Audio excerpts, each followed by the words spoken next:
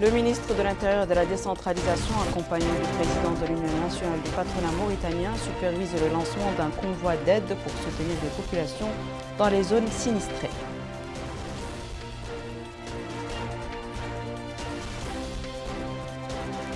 Le ministre de l'Agriculture et la présidente de la région de Nouakchott rendent visite à la ferme pilote au 17e kilomètre sur la route de Rosso.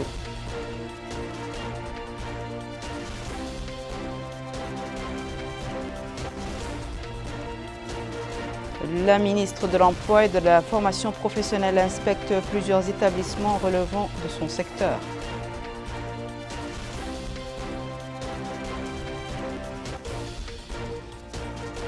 Bonsoir mesdames, mesdemoiselles et messieurs et merci de vous joindre à nous. Le ministre de l'Intérieur et de la Décentralisation, M. Mohamed Ahmed Mohamed Lemine, a supervisé aujourd'hui dans l'aire de l'ancien aéroport à Nouakchott le lancement d'une caravane organisée par l'Union nationale du patronat mauritanien pour aider les citoyens touchés par les pluies torrentielles et les inondations qui en sont consécutives dans les villages du Brakna, du Tagan et du Hod al-Qarbi.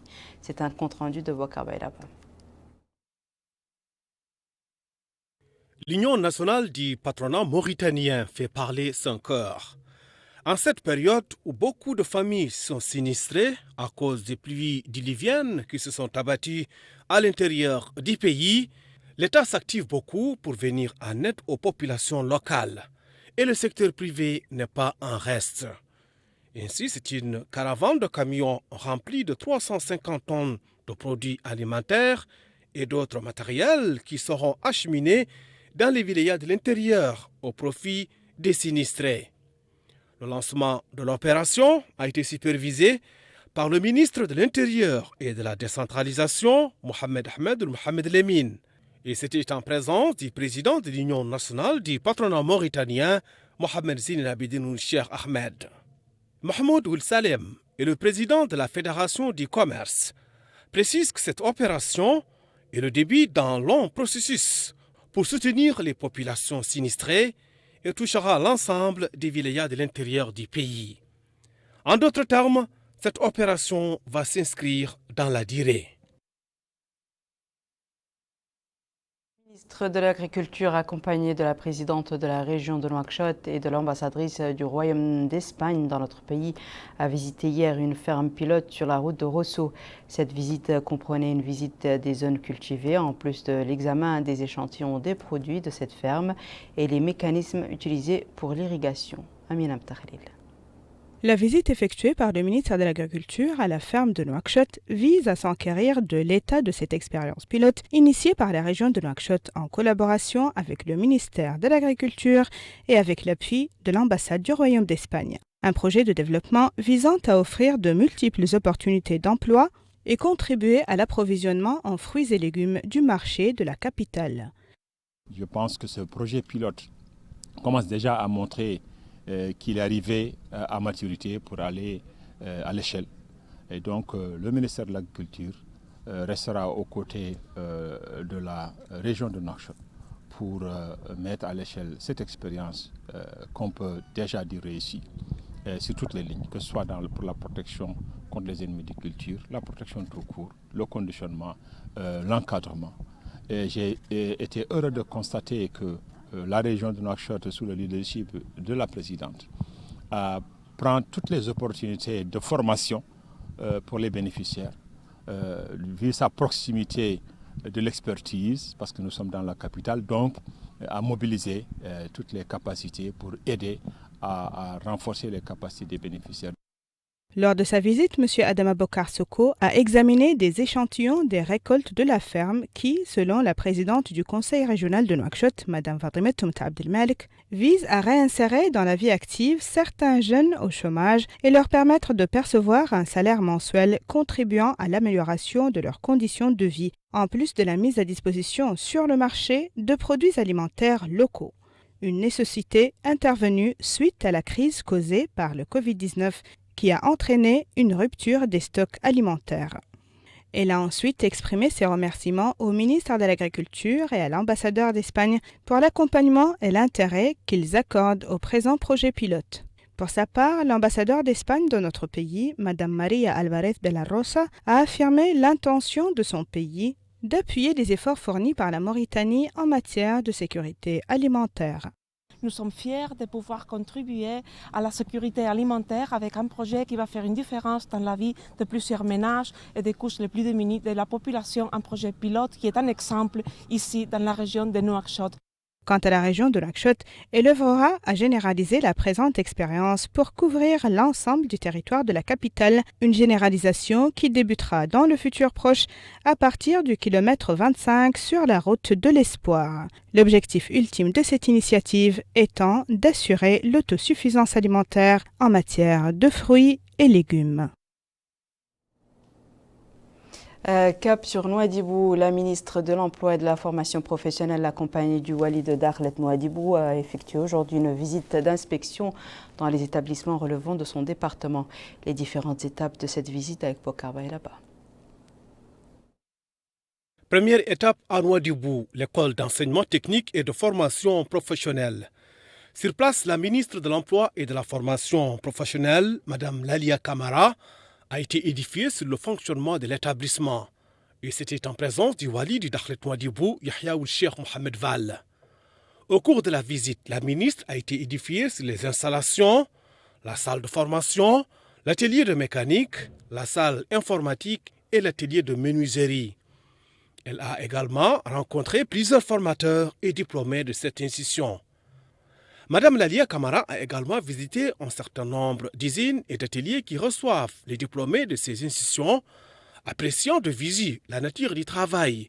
Et le travail, cette diplômée en formation professionnelle, explique que l'intégration se passe dans des conditions optimales. En d'autres termes, la formation et le besoin du marché de l'emploi sont sur la même longueur d'onde. Deuxième étape, l'Institut des services des technologies de l'information et de la communication. Là aussi, la ministre a été édifiée par le directeur de l'établissement sur les spécialités dispensées, comptabilité, gestion des contrats, systèmes et logiciels d'information et gestion des ressources humaines. La durée de formation à l'Institut est de 2 ans et à l'issue de cette période, l'étudiant obtient un certificat de haute technologie. Troisième et dernière étape, le guichet Teshril relevant de l'Agence nationale de l'emploi. Les principales tâches de cette agence sont l'accueil et l'orientation des demandeurs d'emploi, ainsi que la réalisation d'activités favorisant l'emploi et l'élaboration de programmes de formation et d'enseignement professionnel. À cela s'ajoute la promotion de l'esprit d'entrepreneuriat des bénéficiaires.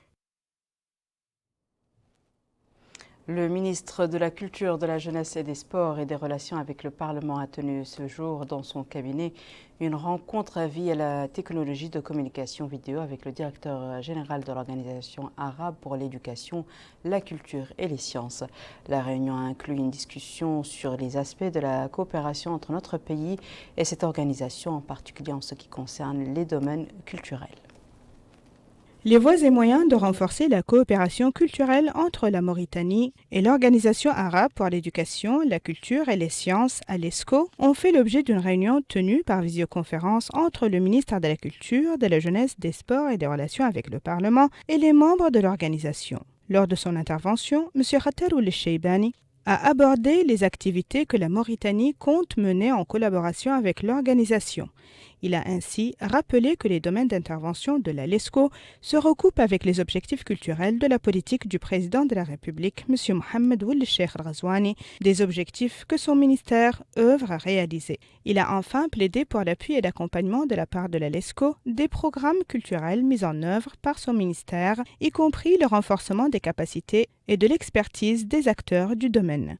Pour sa part, le directeur général de l'Organisation arabe pour l'éducation, la culture et les sciences, à l'ESCO, M. Mohamed Ould-Amar, a loué les efforts fournis par notre pays à travers les actions menées par le ministère de la Culture dans la préservation de la culture et du patrimoine culturel mauritanien. Ont été présentés lors du colloque des exposés portant sur les activités à mener par le ministère, des activités qui visent la vulgarisation des valeurs culturelles nationales, l'histoire du pays et la réactivation du rôle culturel et scientifique qu'a joué notre pays par le passé dans la sous-région. Ouverture des travaux d'un atelier de restitution de la stratégie de croissance régionale accélérée et de prospérité partagée. L'objectif de cet atelier est d'impulser le développement local. Retour à Bokar Bailaba. Des ateliers similaires ont été organisés au niveau des capitales régionales. Objectif : approuver des stratégies régionales de croissance accélérée et de prospérité partagée en tenant compte de la spécificité de chaque wilaya, que ce soit en termes de capacité et d'opportunités disponibles ou en termes de besoins spécifiques. Et dans son allocution d'ouverture des travaux, le secrétaire général du ministère des Affaires économiques et de la promotion des secteurs productifs, Mohamed Mustafa Ould Abdouri Jayid, a indiqué que cette approche participative est une concrétisation de l'approche consultative adoptée par le président de la République à tous les niveaux dans le but d'impliquer les forces vives, quelle que soit leur position dans les affaires publiques. Il a souligné que la wilaya du Trarza dispose d'importantes potentialités agricoles, pastorales et touristiques qui peuvent être une source d'une véritable croissance économique et sociale si elles sont identifiées et exploitées de manière rationnelle. À son tour, le wali du Trarza, Mrabi Raboul Bounana Ould Abidine, a souligné l'importance de la mise en œuvre d'un mécanisme de nature à dynamiser le développement local, indiquant que la tenue de cette rencontre sur la SCRAP traduit la volonté de l'État d'exploiter les potentialités régionales au profit des populations. Autre intervention, c'est celle faite par le président du conseil régional du Trarza, Mohamed Ibrahim Ould-Seyid, qui a souligné que l'instance ne ménagera aucun effort pour participer activement à la traduction de cette stratégie sur le terrain. De son côté, le maire de la commune de Rosso, Bemba Wilderman, a loué la stratégie de croissance régionale et de prospérité partagée, passant en revue les défis auxquels la commune est confrontée. Pendant 2 jours, les différents acteurs vont débattre de tous les secteurs de développement de la wilaya du Trarza et en toile de fond, l'élaboration d'un document qui servira de référence auprès des partenaires en vue de trouver les financements adéquats.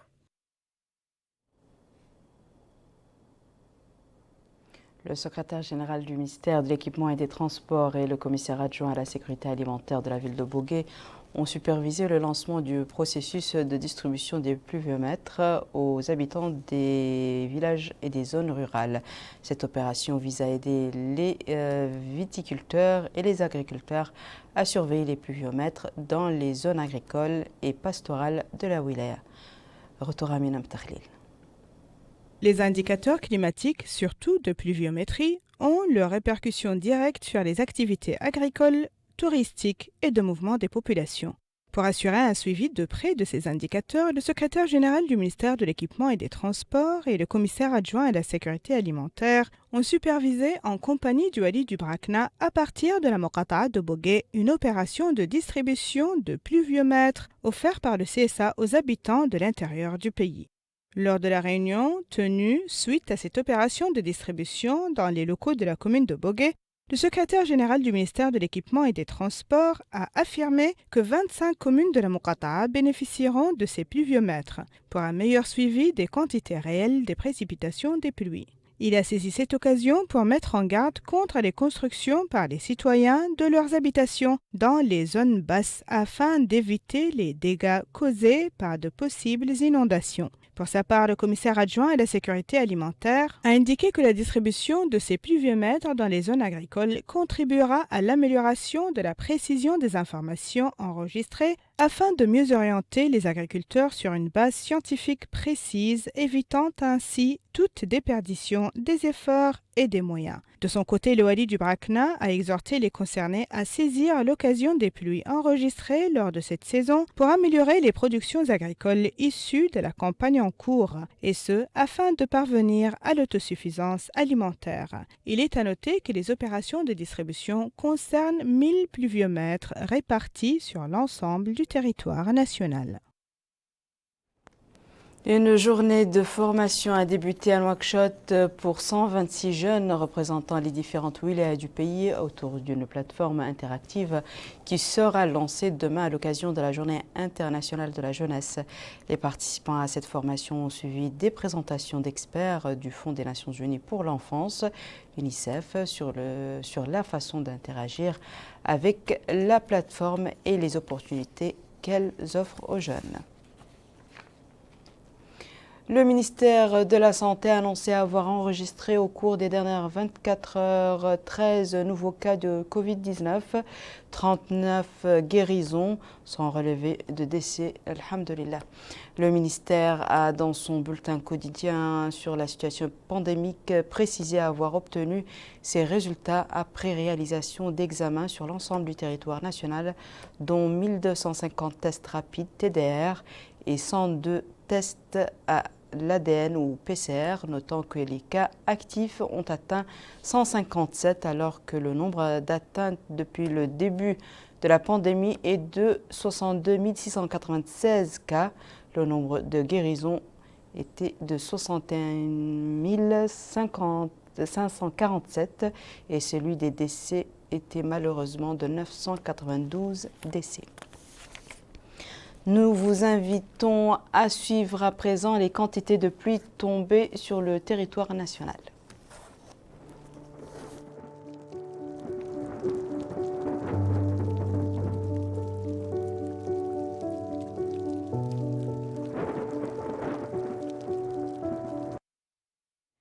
Le Wali du Hadr al-Qarbi, accompagné des autorités administratives et sécuritaires de la wilaya, a effectué une visite de terrain dans le quartier El Jedida de la vieille ville de Tintan afin de déterminer le statut de ce quartier menacé d'inondation en raison de sa position sur le parcours des torrents qui avaient auparavant complètement inondé la ville il y a des années.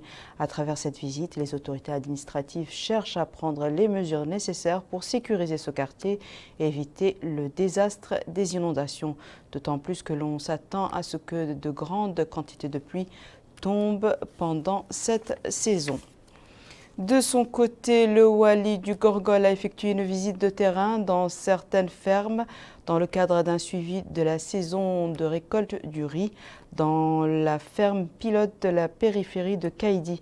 Au cours de cette visite, le Wali a rencontré des responsables du secteur agricole et des agriculteurs et a été informé des conditions de récolte, des méthodes de commercialisation, de la production et des obstacles les plus importants auxquels sont confrontées certaines zones cultivées. Cette visite a permis de connaître le niveau de production qui, dans la plupart des régions, atteint 5 tonnes par hectare.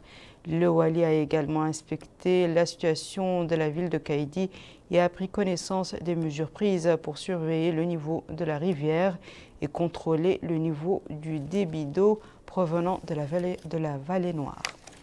Ce sera tout pour ce journal, mesdames et messieurs. À présent, le rappel des titres. Le ministre de l'Intérieur et de la Décentralisation, accompagné du président de l'Union nationale du patronat mauritanien, supervise le lancement d'un convoi d'aide pour soutenir les populations dans les zones sinistrées.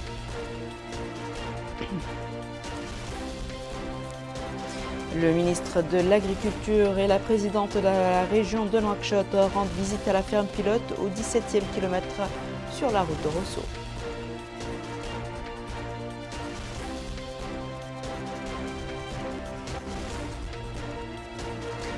La ministre de l'Emploi et de la Formation professionnelle inspecte plusieurs établissements relevant de son secteur.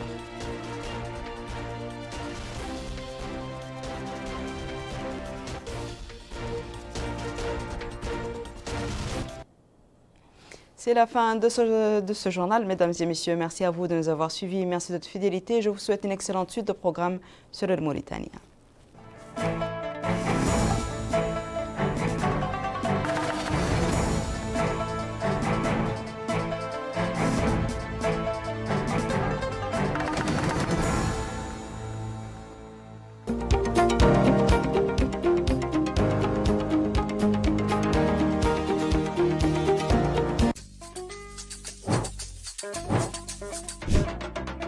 جاوي فينا للدار وجات معاه الأخبار. اليوم احنا أجور كونكتي بور توجور. عنا في دارنا ويفينا يكونكتينا، فورفي واحد يكفينا، سوا في دارنا